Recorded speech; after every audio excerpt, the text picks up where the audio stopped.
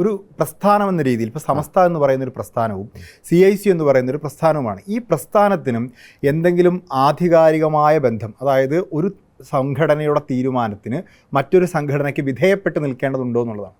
അത് നിയമപരമായിട്ട് പറ്റൂലല്ലോ. കാരണം CIC സംവിധാനം സൊസൈറ്റീസ് ആക്ട് പ്രകാരം രജിസ്റ്റേർഡാണ്. അതൊരു സെപ്പറേറ്റ് എൻറ്റിറ്റിയാണ്. അപ്പോൾ സ്വാഭാവികമായിട്ട് സമസ്തയുടെ നേരിട്ടുള്ള കീഴ്ഘടകമോ അല്ലെങ്കിൽ സാങ്കേതികമായി അതിൻ്റെ ഗവേണിംഗ് ബോഡിക്ക് നേരെ താഴെ വരുന്ന ഒരു സംവിധാനമല്ല. സ്വതന്ത്ര സംവിധാനമാണ്. അതെ, അത് സെപ്പറേറ്റ് എൻറ്റിറ്റിയാണ്, രജിസ്റ്റേർഡ് ആണ് എന്ന് പറയുന്നതിൻ്റെ അർത്ഥം തന്നെ അതാണ്. പക്ഷേ CICയുടെ നേരത്തെയുള്ള ഭരണഘടനയിൽ സമസ്തയുടെ അധ്യക്ഷനായിരുന്നു ഇതിൻ്റെ നിയന്ത്രണം ഉണ്ടായിരുന്നത്. പിന്നീട് ഭരണഘടന ഭേദഗതി ചെയ്ത് ഏതെങ്കിലും ഒരു മുഷാവറ അംഗമെന്നാക്കിയതാണ് സമസ്തയും CICയും തമ്മിൽ തെറ്റിപ്പിരിയുന്നതിൻ്റെ പ്രധാനപ്പെട്ട കാരണം എന്ന് പറയുന്നത്. അത് വളരെ വലിയ തെറ്റിദ്ധാരണയാണ്, കുപ്രചരണമാണ്. ഒന്നാമത് ഇപ്പോൾ താങ്കൾ പറഞ്ഞല്ലോ, സമസ്തയുടെ പ്രസിഡൻറ്റിൻ്റെ നേരിട്ടുള്ള നിയന്ത്രണത്തിൽ നിന്നാണല്ലോ പറയുന്നത്. സമസ്തയുടെ പ്രസിഡൻറ്റ് അത് വ്യക്തിയല്ല, ആ പൊസിഷനിലിരിക്കുന്നയാൾ അഡ്വൈസറി ബോർഡ് മെമ്പറാണ്. അഡ്വൈസറി ബോർഡ് മെമ്പറായിട്ട് സമസ്തയുടെ ഭാഗത്ത് നിന്ന് ഞങ്ങൾ അഥവാ CIC സെലക്ട് ചെയ്ത് കൊണ്ടുവരുന്നത് പ്രസിഡൻറ്റിനെ ആയിരിക്കണം എന്നായിരുന്നു നേരത്തെ ഉണ്ടായിരുന്നത്.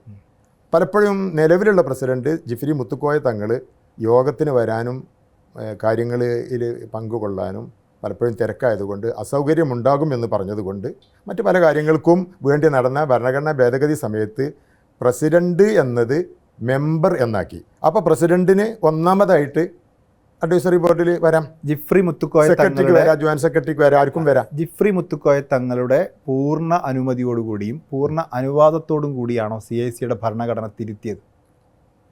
അതിൻ്റെ ആവശ്യം വരുന്നില്ലല്ലോ, സ്വാഭാവികമല്ല. അദ്ദേഹം ആ ജനറൽ ബോഡിക്ക് അറിയിപ്പ് കിട്ടിയിട്ട് വന്നിട്ടുണ്ടായിരുന്നില്ല. അദ്ദേഹത്തിന് പൊതുവെ വരാൻ പറ്റാറുണ്ടായിരുന്നില്ല. ജനറൽ ബോഡി ആണല്ലോ. അദ്ദേഹം വരാതിരുന്നതിൽ നിന്ന് നമ്മളൊരു കാര്യം മനസ്സിലാക്കുന്നു, അദ്ദേഹത്തിന് അസൗകര്യമുണ്ട്, അതുകൊണ്ട് മറ്റൊരാൾ വരട്ടെ എന്ന രീതിയിൽ നമ്മൾ ഭേദഗതി ചെയ്തു എന്നുള്ളതാണോ? അല്ല, അദ്ദേഹം നിർദ്ദേശിച്ചതാണ്.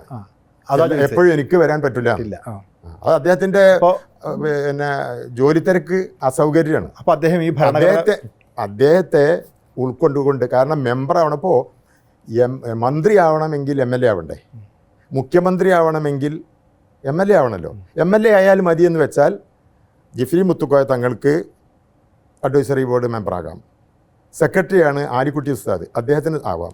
ജോയിൻറ്റ് സെക്രട്ടറിയാണ് MT അബ്ദുള്ള മുസ്ലിയാർ, അദ്ദേഹത്തിനാകാം. 40 മെമ്പർമാരിൽ ആർക്കും ആകാം, അവരെല്ലാവരും യോഗ്യരാണ്.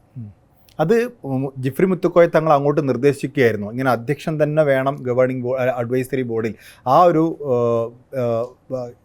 രീതി മാറ്റണം, അത് തിരുത്തണം മാറ്റണമെന്ന് അദ്ദേഹം പറഞ്ഞിട്ടില്ല. അദ്ദേഹത്തിന് അതിലൊന്നും കൺസേൺ ഇല്ലല്ലോ, സ്വാഭാവികമായിട്ട് വലിയ പൊസിഷനിൽ ഇരിക്കുന്ന ആളുകളല്ലേ. അങ്ങനെ തിരുത്താനുണ്ടായിരുന്നൊരു കാരണം ഈ ജിഫ്രി മുത്തുക്കോയ തങ്ങൾ പലപ്പോഴായി വരാതിരുന്നത് മാത്രമാണോ? അല്ല, അത് മാത്രമല്ലല്ലോ, ഒരുപാട് സൗകര്യം അതിൽ ഉണ്ടല്ലോ. പിന്നെ അത് അങ്ങനെ ചെയ്തത് നന്നായി എന്ന് സംസ്ഥയുടെ ജോയിൻറ്റ് സെക്രട്ടറിയായ MT അബ്ദുള്ള മുസ്ലിയാർ ഒരു പത്രസമ്മേളനത്തിൽ പറഞ്ഞിട്ടുണ്ട്. പിന്നീട് ആരാണ് വരാറുണ്ടായിരുന്നത് ഈ അഡ്വൈസറി ബോർഡിലേക്ക്? അല്ല, താങ്കൾ സൂചിപ്പിച്ച തരത്തിലുള്ള അസ്വസ്ഥതയും അനാവശ്യ ചർച്ചകളും തുടങ്ങിയതിന് ശേഷം പിന്നെ അവരൊക്കെ രാജ്യമൊക്കെയാണ് ഉണ്ടായത്. അപ്പോൾ പിന്നെ അവർ വരുന്ന പ്രശ്നമില്ലല്ലോ.